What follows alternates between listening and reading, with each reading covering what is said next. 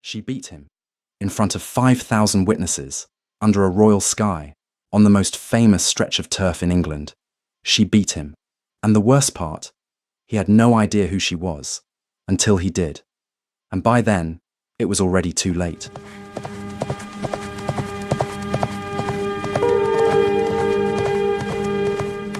If you love slow-burn Regency romance, where the heroine refuses to be tamed and the Duke doesn't stand a chance, subscribe before this story is over. And leave me a comment. Team Daisy or Team Theo? Because by the end, you might surprise yourself. The morning of the Royal Ascot Gold Cup, in the summer of 1822, arrived like a promise England had finally decided to keep. June had been lavish that year, almost indecently so. The sky over Berkshire was the particular shade of blue that made poets reach for their notebooks and dukes reach for their finest horses, and the heath stretched out beneath it in long rolling waves of green that caught the light and held it, as if reluctant to let go of anything so beautiful. The grandstands were already filling when the sun had barely cleared the tree line, and the sound that rose from Ascot Heath was the specific, thrilling roar of a crowd that had come not merely to watch horses run, but to be seen watching horses run. Theodore Ashworth Knight, 8th Duke of Nighthaven, 31 years old, and currently the most irritating man on the grounds, had arrived at 6 in the morning. He would not have described himself as irritating. He would have said precise, thorough, appropriately serious about matters that deserved seriousness. The fact that the stablemaster had yawned 3 times while Theo ran his hand along Sovereign's cannon bone for the 2nd time was, in Theo's view, entirely beside the point. Sovereign was worth it. The bay stallion was 4 years old and built like something from a classical painting, not the fussy, ornamental kind that hung in drawing rooms, but the honest, muscular kind that hung in hunting lodges, where men who actually rode horses decorated their walls. 16 hands. A chest that seemed to expand with arrogance when he sensed a crowd, and hindquarters that generated the kind of power that made experienced trainers go quiet for a moment before they began throwing money at things. He was going to win. Theo was certain of it in the way that men who are very rarely wrong become certain, not with hope, but with the faint, mild impatience of someone waiting for the world to confirm what they already know. It was a quality he had always had. This certainty, this expectation that if you prepared properly and thought clearly and did not allow sentiment to crowd out reason, the world would generally cooperate. It had served him well for most of his life. He had no particular reason to suspect it would fail him today. He would, later, consider this the most ironic thing about the entire morning. "Your Grace," said Hartwell, the stablemaster, with the measured tone of a man who had worked for Theo for 11 years and had thus developed a vocabulary of patience wider than most diplomats. "He's ready. He was ready at 5. He was ready yesterday. He will be ready at 11 when the race begins." Theo straightened and looked at him. "He favours his left front very slightly." He always favours his left front slightly. He has done so for 2 years. It has never affected his speed. It might today.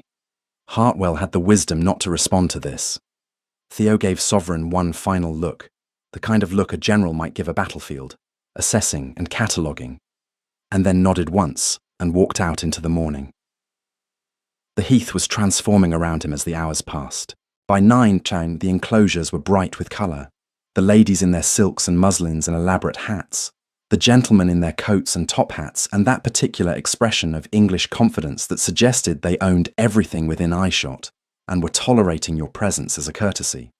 The bookmakers were already hoarse. The smell of grass and horses and pastry and perfume mingled into the specific intoxicating scent of an English summer occasion. And Theo moved through it all with the ease of a man accustomed to being noticed and perfectly comfortable ignoring the noticing. He had been told, more than once, by more than one person, usually at parties he had not wanted to attend, that he could stand in a crowded room and somehow make everyone else feel peripheral. He had never been certain whether this was a criticism. He suspected it was meant as one and had decided to take it as a compliment. What Theo Knight was not, and had never been, was the sort of man who lingered at the rail to watch practice runs from the other entrance. And yet, there was something happening at the far end of the track that had attracted the attention of several of the trainers. And trainers, in Theo's experience, did not gather unless there was a reason. He walked over. The rider on the track was small. Compact was the more precise word. The way a well-made watch is compact. Nothing wasted. Everything purposeful. The horse was a grey mare of perhaps 15.5 hands, not the largest animal on the grounds by any measure, but moving with a quality that Theo's eye caught immediately and could not dismiss. There was something extraordinary in the partnership between that rider and that horse. Not just competence, not even just skill. Something rarer. A kind of conversation, continuous and instinctive, conducted entirely through weight and breath and the minute language of a body in perfect balance. The rider had the horse in a collected canter first, then opened her up on the straight, and the grey mare responded with a burst of speed that made the assembled trainers go briefly, tellingly silent. Theo watched. The rider pulled up at the far end, patted the mare's neck with a gesture so natural it looked like affection rather than habit, and turned back. The face was invisible, hidden beneath a jockey's cap pulled low, a high collar, the general self-concealment of someone who did not wish to be identified.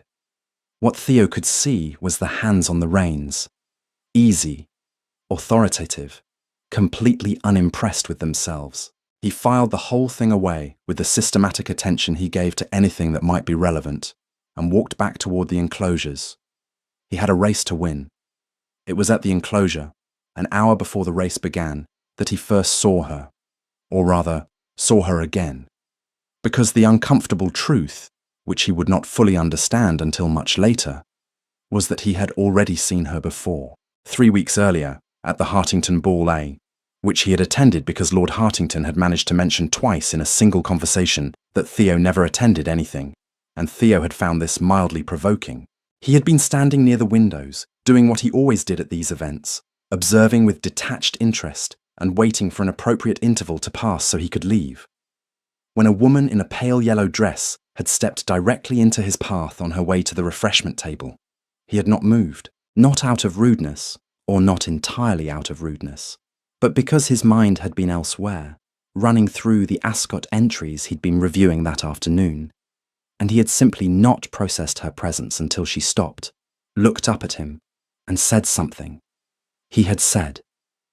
And this was the part that would later cause him something that felt uncomfortably like mortification. "I beg your pardon. I didn't see you."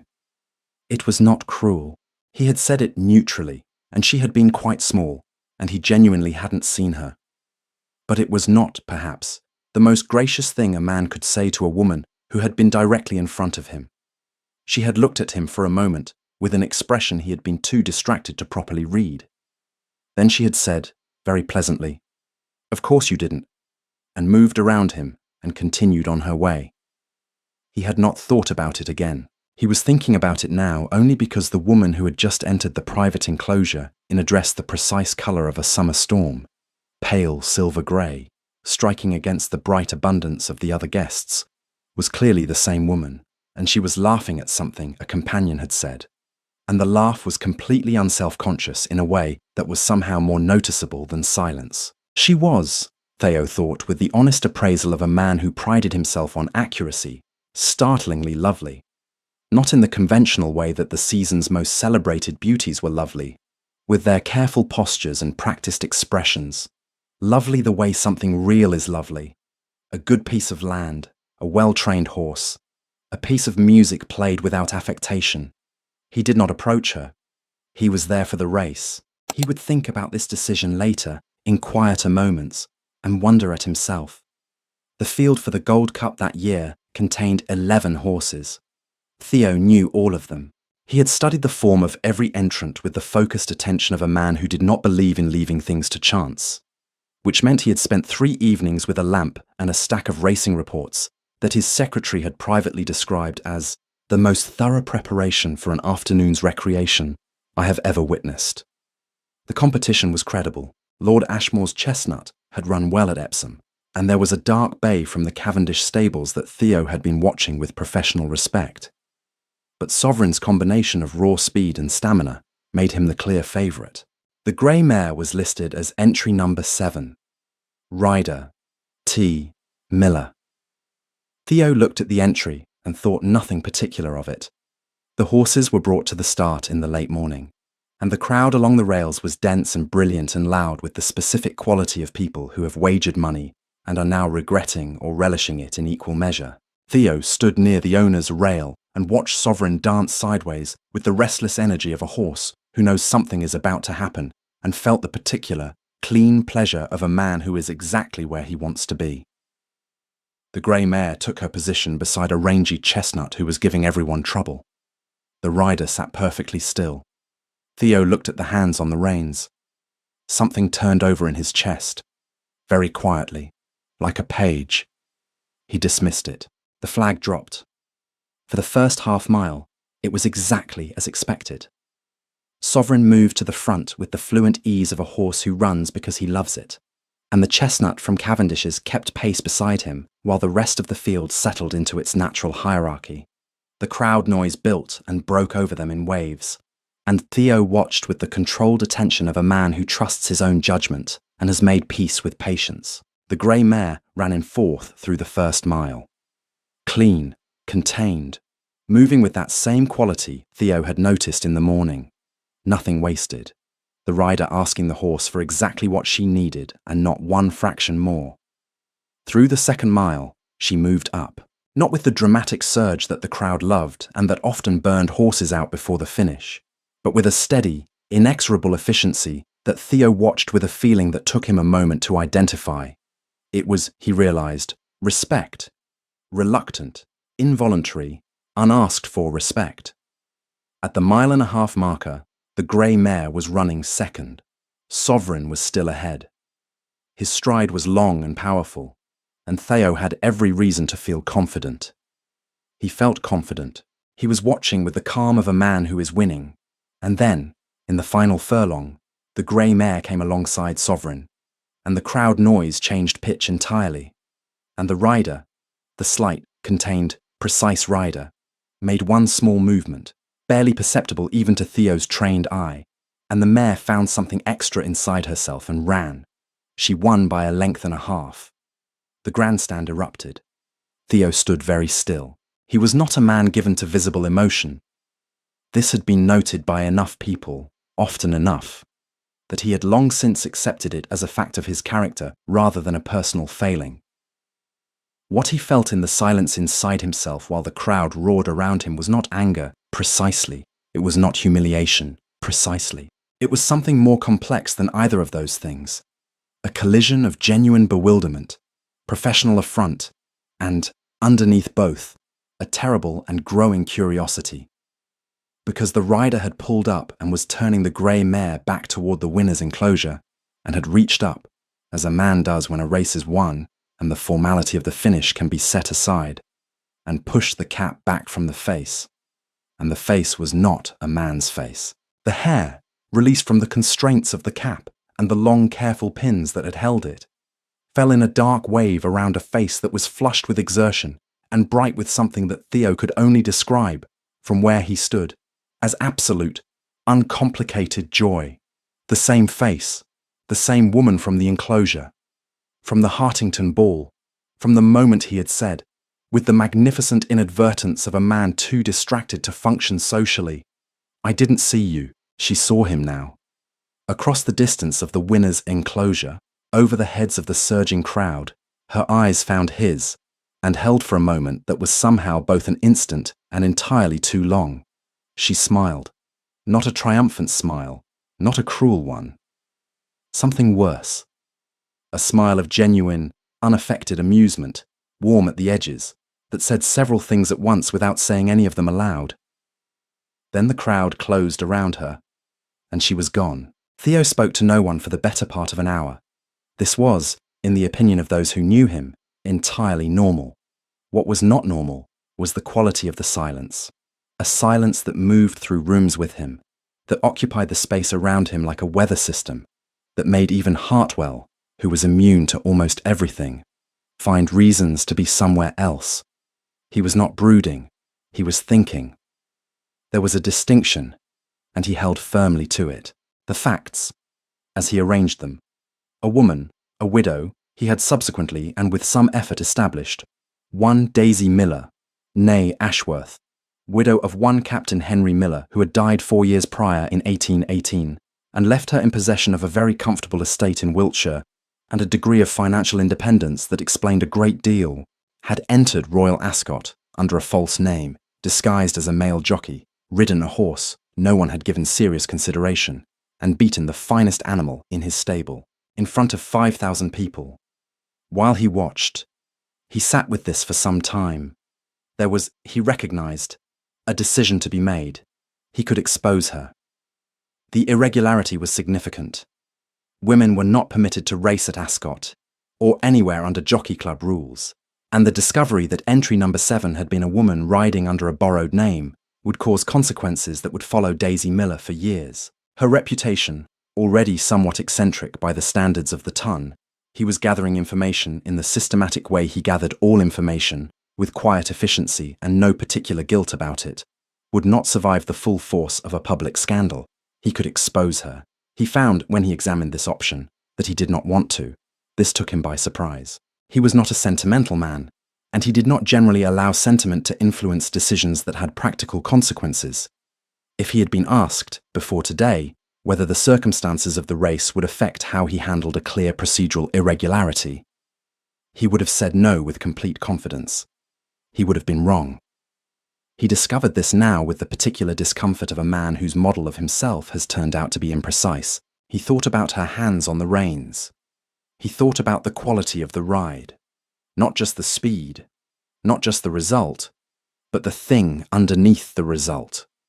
The conversation between rider and horse that had produced it. He thought about the smile at the winner's enclosure, warm at the edges, entirely unafraid of him.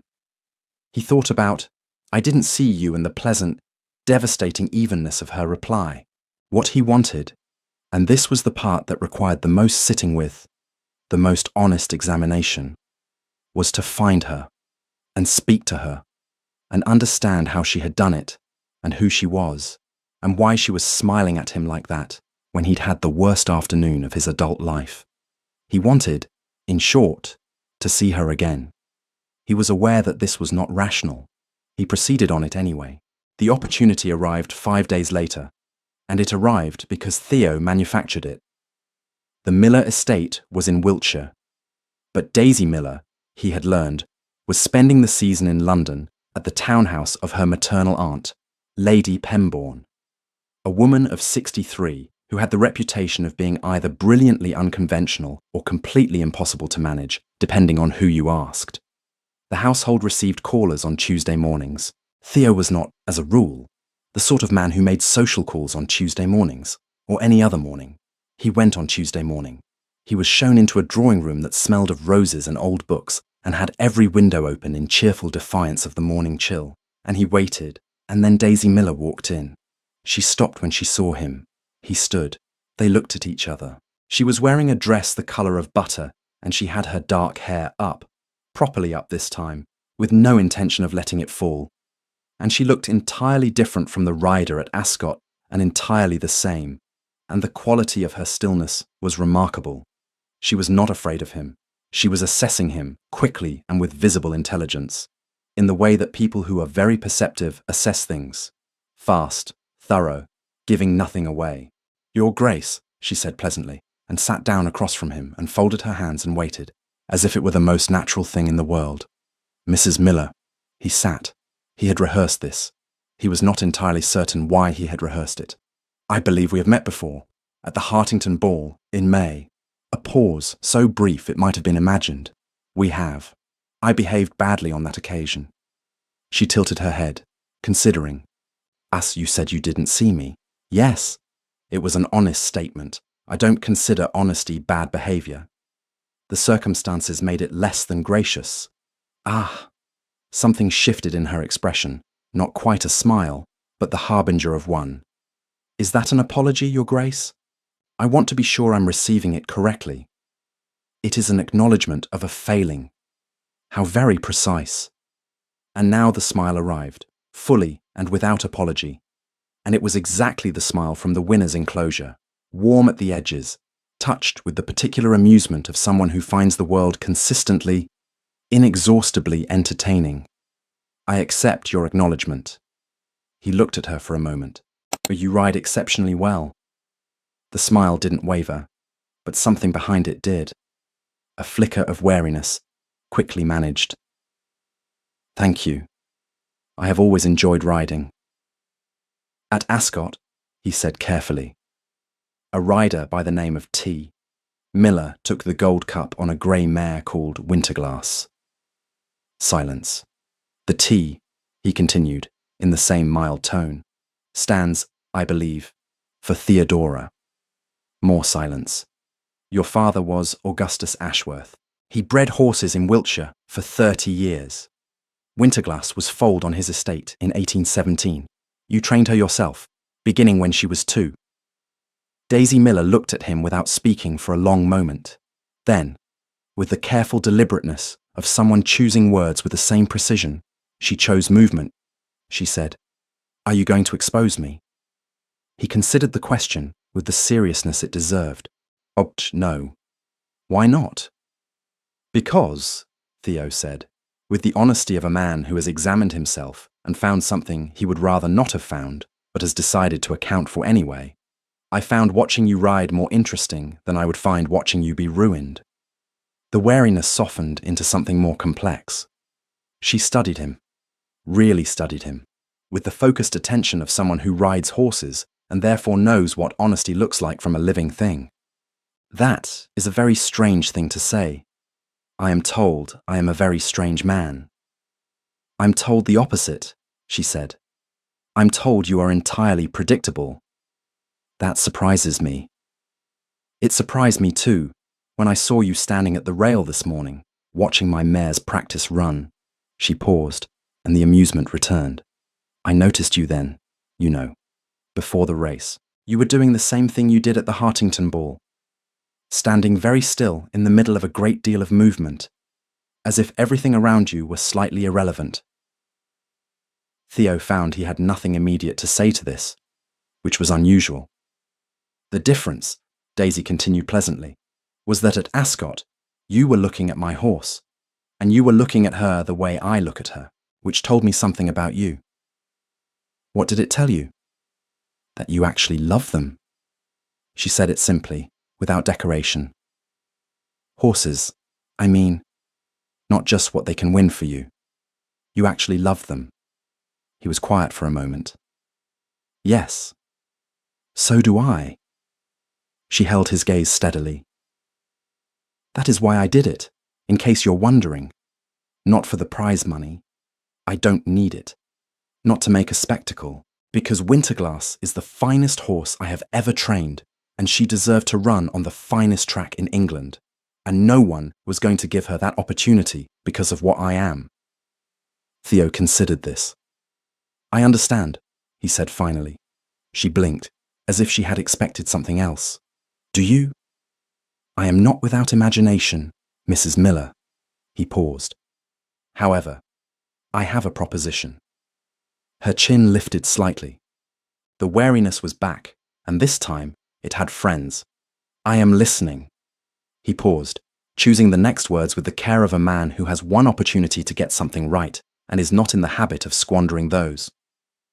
There is a race, Theo said, the Grantley Stakes, run in September at Newmarket.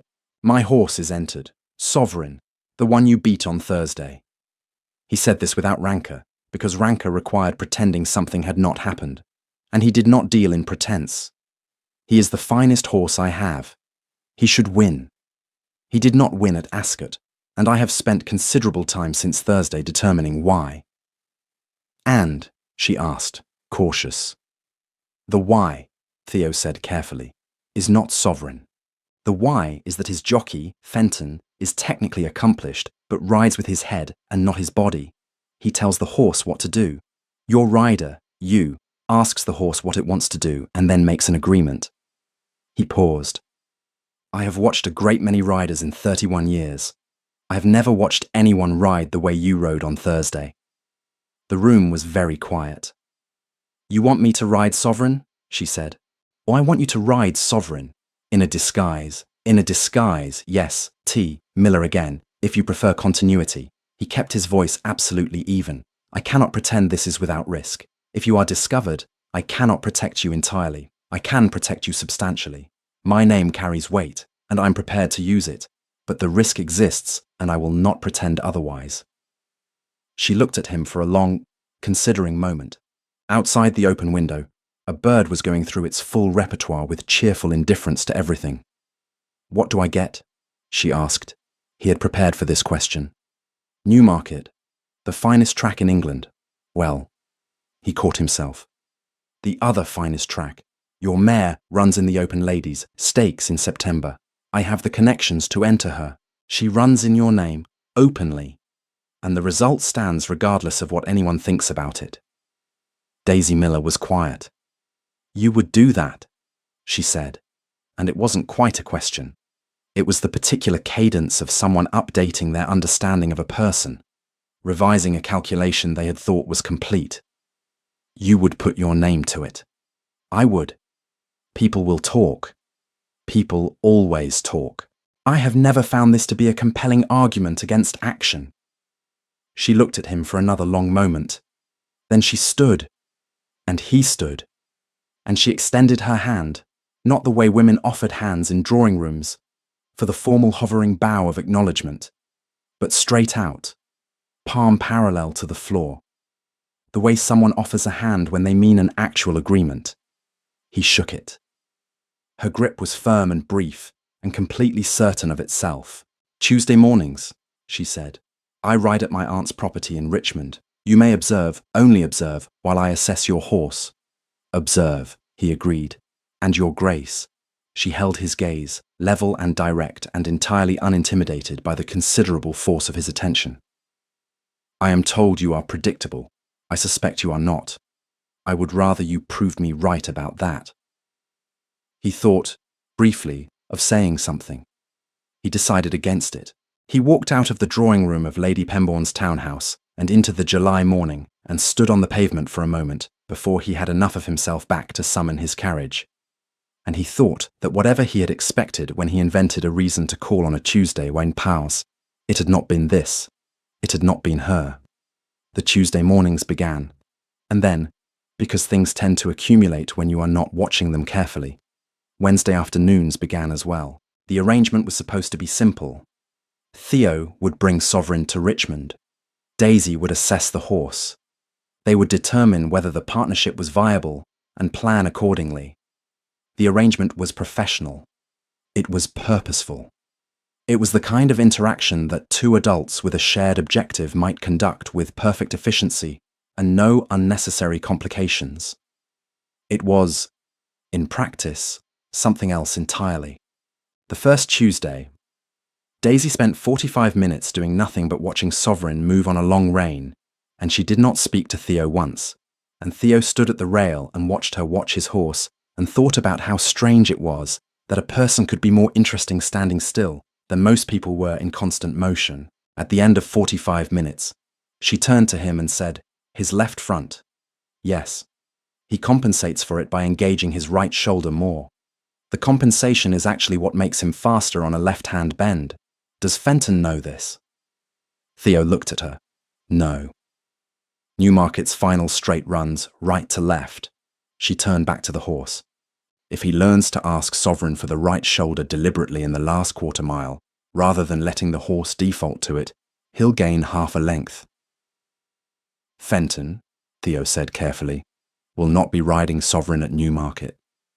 She turned back to him with an expression that said she had not forgotten this and had been waiting, with some enjoyment, to see how he would restate it. No, she agreed pleasantly. He will not. She rode Sovereign that Tuesday for the first time, and Theo stood at the rail and watched in the particular silence of a man whose pride has been challenged, considered, and quietly reorganized. The horse responded to her immediately, not just technically, but with that quality Theo had noticed at Ascot, that sense of mutual understanding between a horse and a rider who respect each other. Sovereign, who was particular about who he carried and not shy about communicating his opinions, relaxed under her hands within 2 circuits. By the third, he was moving differently, not faster, but with more confidence, a kind of physical ease that Theo had not seen in him since his first year, before the races and the pressure, and Fenton's capable but transactional hands. Theo watched this and felt something settle in his chest that had been restless since June. "He's been managed," she said, pulling up beside him, still on Sovereign's back. "Competently, but managed. He's been told what to do for so long that he's forgotten how to volunteer." She ran her hand along the bay's crest, and Sovereign turned his head toward her like a compass, finding north. "He still knows. It's all still there. He just needs to remember someone is listening." Theo said nothing for a moment. He was not certain whether they were still talking about the horse. "Shall we try again Thursday?" he said. "Tuesday," she corrected pleasantly. "Horses prefer consistency." A pause, and the corner of her mouth moved. "So, I suspect, do you?" She was not wrong. The Tuesdays settled into a rhythm. Early mornings, the smell of grass and horse and dew on the Richmond paddock fence, the particular quality of light that comes through oak trees in high summer and turns everything to something softer and more forgiving than it actually is. Daisy worked Sovereign methodically and with patience, and Theo watched, and the watching became the most useful thing he did all week, though he would not have admitted this to anyone. She taught the horse to trust again. That was the plain truth of it, and Theo sat with it because it was accurate, and accuracy mattered more than comfort. Fenton had not been cruel. Fenton had been precise and professional, and had treated Sovereign as the valuable, talented animal he was, and had never, not once, in 4 years of riding him, treated him as a partner. The difference, watching Daisy ride, was the difference between a man following orders and a man making decisions, and the horse felt it in the first 5 minutes and remembered it for every minute after. By the third Tuesday, Sovereign was doing things on the track that Theo had not seen him do in 2 years. Small things, a willingness to extend beyond his usual effort, a relaxation in the back that translated to length in the stride, a quality of attention that was not anxious but eager. He was not a different horse. He was himself, more fully than he had been. Theo watched this and was grateful for it. And underneath the gratitude, there was something less comfortable. Something that had to do with the fact that the woman producing this change did it through the simple application of listening, and that he had employed this horse for 4 years and had never thought to do the same. The Wednesday afternoons were different. Wednesday afternoons were not about Sovereign. Wednesday afternoons were. Theo was not entirely certain how this had developed, but he suspected it had something to do with Lady Pembourne, who had attached herself to the arrangement with the determined enthusiasm of a woman who had been waiting for something interesting to happen and was not going to waste it. Wednesday afternoons were tea. Lady Pembourne was 63 years old and had the energy of someone significantly younger and considerably more chaotic. She'd been a great beauty in her day, had married twice, once for love and once for the sheer entertainment value, she informed Theo on their first meeting, with the serenity of someone who does not require his approval, and had lived for 30 years in a way that suggested she found the conventions of her class mildly amusing, but not personally binding. She served very good tea and very bad biscuits, and had opinions about everything and no particular hesitation about sharing them. She liked Theo. She liked him in the specific, slightly exasperated way that older women sometimes like young men, who are clearly intelligent and clearly difficult, and clearly in need of someone telling them the truth. She told him a great deal of truth over a great many Wednesday afternoons, usually while Daisy watched from across the tea table with an expression of innocent interest that was not entirely innocent. Or they were ostensibly tea. What they actually were was 2 people finding out what the other person was made of. With all the specificity and occasional discomfort that implies, he learned that Daisy had been riding horses since she was 4 years old, that her father had put her up on her first pony before she could walk reliably, that she had grown up understanding horses the way other people understood music or mathematics, not as an achievement but as a native language. He learned that her marriage to Captain Miller had been affectionate and companionable, and had ended with his death of a fever in 1818, when he was 36 and she was 24.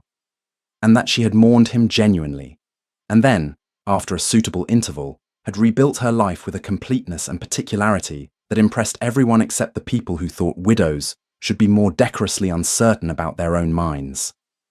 She was 28, he calculated. He was 31. He learned other things more slowly, things she didn't offer directly, but that accumulated in the way of all real knowledge, through accumulation and inference and the evidence of small, consistent choices. That she read widely and retained everything. That she was quietly, specifically kind. Not in the performative way expected of women in drawing rooms, but in the way of someone who notices the actual person in front of her and responds to that rather than to the situation's social meaning. That she laughed easily and genuinely and at things that were actually funny, and had the rare quality of knowing the difference. He learned that she had been offered 3 further matches in the year after her husband's death, by gentlemen of means and standing, and had declined all 3 with a directness that had apparently caused something approaching minor scandal, and that she had watched this scandal with the detached interest of a person observing something happening to someone else entirely. She was, in short, not manageable. Theo found this more refreshing than he could account for.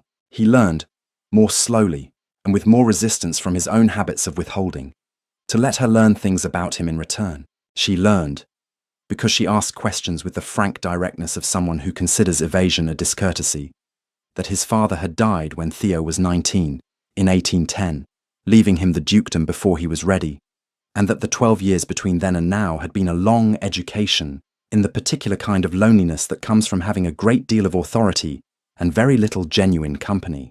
That the horses had always been the truest thing, not a hobby, not a display, but the place where he could be straightforwardly himself without the weight of what he was pressing down on every interaction. She listened to this and didn't say anything consoling, which he would not have wanted. She said, "That's why you were at the stables at 6 in the morning." "Yes," he said, "because it's the only place you don't have to be the Duke." He looked at her. "Yes," she nodded, as if filing this away with the systematic attention she gave to things that mattered. "I understand that," she said. "The saddle is the only place no one can follow me." "Except the Jockey Club," he said, before he could stop himself, and she laughed, fully, openly, that unself-conscious laugh he had first heard across the Hartington ball and had been carrying around since without realizing it. And the afternoon tilted into something warmer and more complicated than either of them acknowledged. August moved through London like a slow tide, warm and heavy and smelling of the last of the roses, and the Tuesdays and Wednesdays accumulated. And Theo moved through his other obligations, his estates, his parliamentary duties, the social calendar that was the unavoidable tax of being who he was, with the particular quality of a man whose attention is almost always partly elsewhere. His secretary noticed. Hartwell noticed. Lady Pembourne noticed and said nothing, which was the most expressive silence Theo had ever sat beside. He was not behaving like himself. He was aware of this. He was not entirely certain he wanted to correct it. The thing about being a man who prides himself on observation is that you tend to notice, eventually, what is happening directly in front of you, even when it is inconvenient. Theo noticed in the 3rd week of August, on a Tuesday morning in Richmond, when the light was doing something golden and unprincipled through the stable door, and Daisy was telling Sovereign something in a low voice that the horse was listening to with every sign of complete absorption. And Theo watched this and thought, with the clear, clean certainty of a man finally tallying up a column of numbers he has been avoiding. He was in love with her. He sat with this for 3 days. He was not a man who reached for things he wasn't sure of. He was not a man who spoke impulsively or acted without considering the full weight of what he was doing. These were qualities he valued in himself, had cultivated deliberately, and considered reliable. None of them were particularly useful right now, because the question was not whether he felt it. He was honest with himself enough to have settled that on the first day. The question was, what to do with a feeling of this size and specificity, directed at a woman who was independent by both character and circumstance, who valued her freedom with a precision that suggested she had thought about it carefully and did not intend to compromise it for anything less than something real. He was not sure what he was. He thought he might be something real. He was not sure he could prove it.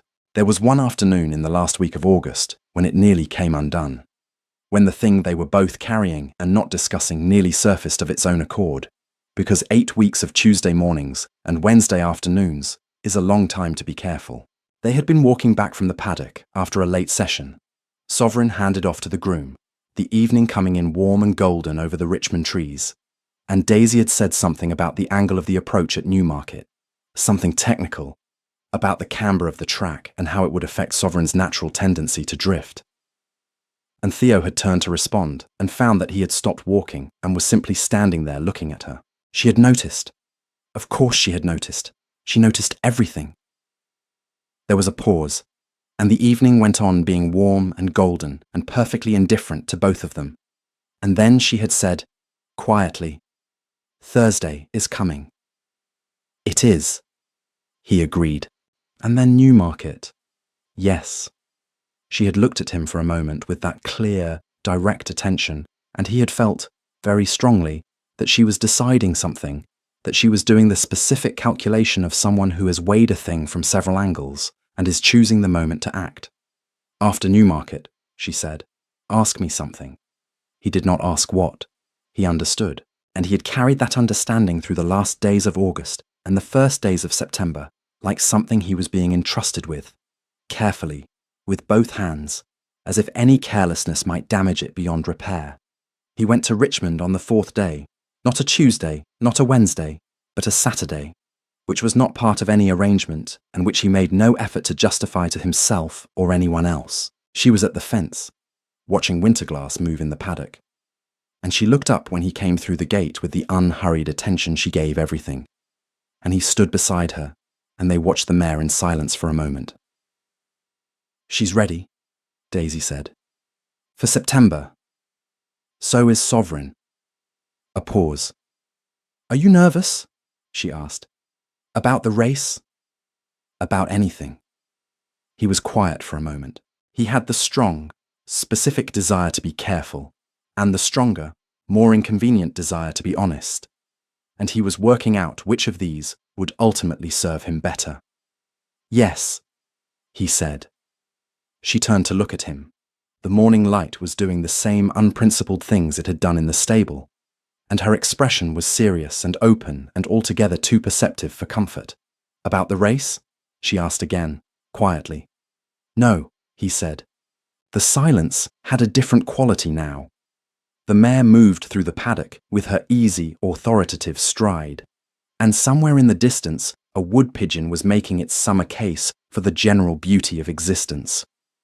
"Theo," she said. It was the first time she had used his name, without the title, and it sounded like something being set down gently. "I know." He looked at her. "I know," she said again, carefully. "I have known for some time. I've been trying to be certain whether I was right. And I am. And I've been trying to determine what I think about it. And..." She turned back to the paddock. Her hands were on the fence rail, and they were very still. "I was married for 6 years to a man I was genuinely fond of," she said. "And after he died, I spent 4 years building a life that was entirely mine. Every decision in it, every morning, every horse." A pause. "I did not think I was looking for something to change that." "I'm not asking you to change it," he said. This came out more quickly and more firmly than he'd intended, and he made himself slow down. "I am not a man who would ask you to give up Winterglass, or the saddle, or any Tuesday morning. That would be..." He stopped. "That would be like asking you not to be yourself. I would not be interested in whatever was left." She was quiet. "I am," he continued, with the care of a man walking across ice he is not certain will hold, asking something smaller and much more significant. "I am asking whether you would consider that the life you've built, which is very good, and I would not diminish any part of it, might have room in it, for me." The wood pigeon continued its argument with the morning. Daisy Miller, née Ashworth, widow of 4 years, finest rider in England, regardless of what the Jockey Club thought about it, turned from the paddock and looked at him, with the specific, serious, unhurried assessment of someone who trusts their own judgment and is giving it the time it deserves. "You said you didn't see me," she said, "at the Hartington ball. I know. You see me now. It was not a question." "I see you very clearly," he said. I have been seeing you rather too clearly for some weeks, and finding it entirely impossible to stop." Something shifted in her face, not the amusement, not the wariness, but something underneath both of those things, something quieter and more genuine that he understood instinctively was the part of her she did not show easily. She reached out and put her hand over his where it rested on the fence rail. The gesture was simple and entirely certain of itself, exactly like every other gesture she made. "Ask me again," she said quietly. "After Newmarket, when we have both done what we came here to do." "And then?" "And then," she said, "I will give you an honest answer. And I do not believe in wasting honest answers on positions I am uncertain of." He turned his hand over beneath hers. She did not pull away. The Grantley Stakes ran on a Tuesday in mid-September of 1822, and the weather at Newmarket was everything that Ascot had been. Gold and green and entirely insufficient as a backdrop for what was actually at stake. Theo had been at the track since 7. He told himself this was about Sovereign. He was aware that he was not being entirely honest with himself, and he allowed this on the basis that some mornings deserve a small dispensation. The town of Newmarket was alive with it, the particular buzzing energy of a race day when the field is strong and the money is serious, and the air smells of turf and anticipation and the specific tension of consequence. The Jockey Club enclosures were full by 9. The bookmakers were hoarse, and the word was moving through the morning, a rumour, still, with the tentative quality of something that has not yet decided whether to be a scandal, that the lady rider entered in the ladies' stakes was not some decorative participant taking a gentle circuit for the amusement of the crowd. That she was, in fact, the same rider who had taken the Gold Cup at Ascot in June. The Phantom. Theo heard this and kept his face entirely still, and thought that Lady Pembourne had probably had something to do with it, because the rumour was too well timed to be accidental, and Lady Pembourne had always had a genius for the strategic deployment of information. Winterglass ran in the ladies' stakes at 11, and Daisy ran her, and they won, not narrowly, not through the careful management of advantage, but with the clean, unmistakable authority of a horse at the top of her ability being ridden by someone who understood exactly what that ability was and trusted it completely. The Newmarket crowd, which had opinions about everything, had opinions about this, some of them loud, some of them disapproving, several of them significantly revised by the time the mare crossed the line. There was a moment, as Winterglass pulled ahead in the final furlong, when the crowd noise changed from commentary to something more primitive, the sound of people watching something excellent, whatever they might think about the circumstances. The Ladies on Stakes was not the Grantley. It was a smaller race, a lesser prize, run on a shorter circuit before the main event, while the serious punters were still settling their wagers. None of that changed what it was, which was Winterglass at full flight under her own name with her own rider declared, and anyone with eyes in their head and any honest bone in their body would have had to admit, watching the grey mare come home, that the result was deserved. Daisy brought her in and sat on her, breathing hard, and looked up and found Theo at the rail, and he looked at her with an expression that had nothing measured about it at all. She looked, for a moment, like she might say something. Instead, she just held his gaze, and the particular quality of the silence between them, in the middle of Newmarket on a Tuesday in September, surrounded by several thousand people, and all their noise and all their opinions, was the quietest thing Theo had experienced in years. He gave Sovereign over to Daisy 2 hours before the Grantley, and she walked with the bay on a long rein in the quiet area behind the stabling, talking to him in a low, unhurried voice the way she always did, telling him whatever she told horses when no one else was close enough to hear. Theo watched from a respectful distance and thought about what she had said in the paddock in Richmond, that the saddle is the only place no one can follow me, and thought that she was wrong, actually. He had been following her for 3 months, across every Tuesday morning and Wednesday afternoon, and the long space in between, and he had no intention of stopping. Sovereign ran in the Grantley 2 hours later, with T. Miller in the saddle, and the result was what it should have been at Ascot, a win, clean and decisive, by 2 lengths in the final straight with the right shoulder engaged exactly as Daisy had said. Sovereign's own particular compensation turned to advantage by a rider who had the patience to ask instead of tell.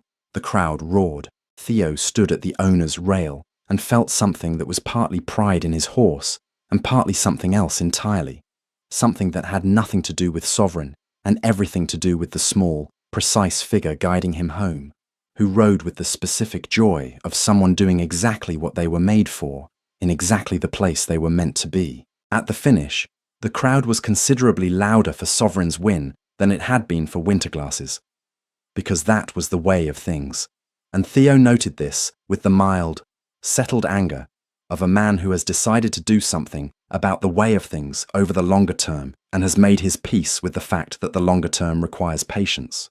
There was one moment, in the hour that followed, when a steward approached him with a question about the ladies, stakes, about the identity of the rider, about the Ascot connection, about certain irregularities that certain parties wished to raise. Theo listened to the man with complete courtesy and then informed him, with the particular quiet authority of a duke who has thought about exactly this moment and is thoroughly prepared for it, that Mrs. Miller was a personal acquaintance of his, that her Newmarket entry was entirely in order, and that anyone who wished to pursue a formal inquiry into a race she had won openly, under her own name, on a track that had accepted her entry, was welcome to do so, and could expect that he would be watching the proceedings with considerable interest. The steward thanked him and withdrew. The matter was not raised again. Some silences, Theo had long since learned, were worth the weight it took to hold them. He was waiting at the entrance to the jockey's enclosure when Daisy emerged, her hair reinstated, the cap gone, wearing an expression of exhilaration that she wasn't bothering to manage. He looked at her. "Well," she said. "Well," he agreed. Sovereign ran beautifully. He had a good rider. He has an excellent horse. She looked up at him, and the exhilaration had something else underneath it now, something more considered. "You asked me to ask you to ask me again. I believe those were your instructions." "Yes, they were." She was watching him with the same direct, serious attention that had undone him over 8 weeks of Tuesday mornings and Wednesday afternoons, and it was not diminished by the noise and movement of Newmarket around them. She had told him, in the Richmond evening, to ask her something after Newmarket. He had been preparing to do exactly that, but Daisy Miller, as he had learned across 3 months of Tuesday mornings and Wednesday afternoons, did not wait for things to happen to her when she could make them happen herself. "Ask me, Theo." He was not a man who did things impulsively. He had established this. He was aware of it. "I would like," he said, carefully and without hedging, "to call on you, in the proper way, with the specific intention, understood between us and no one else's business, of determining whether what I think this is what it is. And I would like, if you are willing, to do that without either of us pretending we don't know what we're doing." She was quiet for a moment. "You are very strange," she said, "for a duke, so I have been told. I find it—" She paused. Something in her expression opened, very slightly, like a window someone has decided to stop keeping shut. "I find it rather wonderful, actually," he breathed. "Call on me Thursday," she said. "Not Tuesday. Tuesday is for horses." "Thursday," he agreed. "And you may," she said, with the warm, undefended smile that had been making his chest do inconvenient things since June. "Bring Sovereign. My aunt will want to see him, and Lady Pembourne generally gets what she wants. Your aunt is a formidable woman.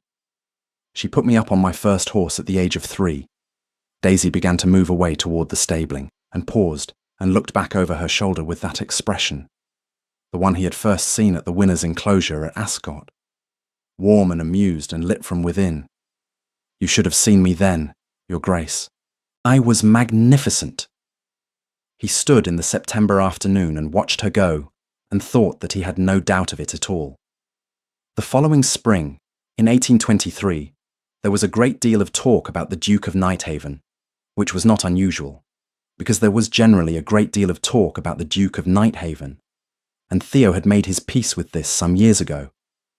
What was unusual was the specific subject of the talk. It concerned the Duchess, because that is what she had become on a Tuesday in March.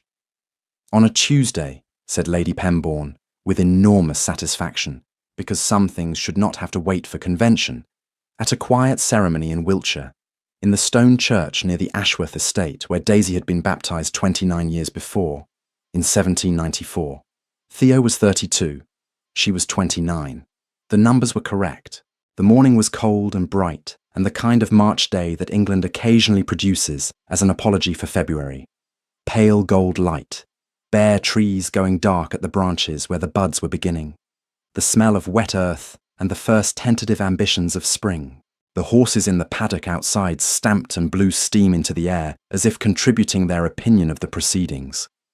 And Winterglass wore a ribbon in her forelock that Daisy had tied there herself that morning, standing in the paddock in her wedding dress, while Lady Pembourne looked on with an expression that suggested she found this entirely appropriate. Anyone watching the Duke of Nighthaven's face during the ceremony would have seen something on it that he almost never showed the world. The simple, unguarded expression of a man who is completely sure he is exactly where he is supposed to be. He had stood in a great many rooms over his 32 years, great houses, parliament, ballrooms, stables, courtrooms and counting rooms, and the particular dignity of a dukedom that sometimes pressed down on him like weather. And he had always known what he was in those rooms, what he was doing, what was required. He was in this small stone church with the cold morning light coming through the old windows, and the smell of candle wax and cut flowers, and the specific warmth of a person standing beside you who has decided, with complete and considered deliberateness, to stand beside you, simply happy, without complication, without reserve, the way horses are happy when they run. It had taken him 31 years, and one royal Ascot and a grey mare called Winterglass, and a woman who had beaten him in front of 5,000 people, and then looked at him across a crowd with a smile that had nothing cruel in it, only warmth. It had taken all of that to get here. He considered this a reasonable journey. He had seen her at Ascot and not seen her at all. He had seen her across a ballroom and managed to be the most specifically blind he had ever been. He saw her now.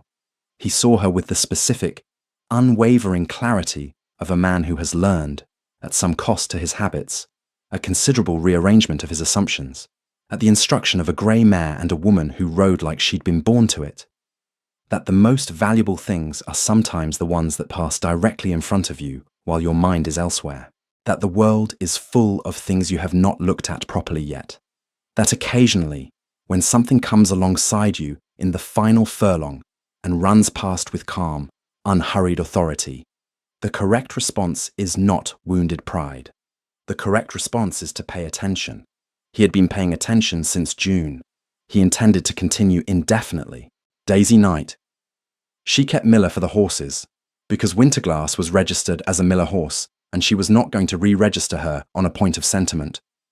Theo had said, when she told him this, obviously, with the absolute conviction of a man who understands that some things are not negotiable and respects this, looked up at him during the ceremony with the same expression she had worn at Ascot, warm at the edges, alight from within, the expression that said she found the world endlessly, inexhaustibly worth her attention. He thought she might have meant him in that particular moment. He thought he was, for once, in a long life of determined certainty, precisely right about something. They rode that afternoon. There was no ceremony to it. They simply changed and went to the stables and took Sovereign and Winterglass out onto the Wiltshire Downs in the cold March light, the two horses side by side in a long easy canter, and Theo looked over at Daisy on her grey mare with the March wind in her hair, and her whole face lit up with that specific unguarded joy that she wore only in the saddle, and thought that he had been wrong about something all his life without knowing it. He had thought the horses were the truest thing, the place where he could simply be himself, without the weight of everything else. He had thought the saddle was the only honest ground. He had not known, until now, that honest ground could move, that it could come alongside you, unexpected and unhurried and entirely certain of itself, and run. Outside the stone church, in the pale Wiltshire morning, Winterglass stood at the paddock fence and watched the afternoon with the calm, authoritative patience of a horse who has run her race and knows exactly what she's won. She had, after all, started all of this. The least she deserved was a good view of the end. If Daisy and Theo's story made you smile, subscribe so you never miss a new episode of the Duke series, and leave me a comment below. Was this the ending you were hoping for? And who should we follow next?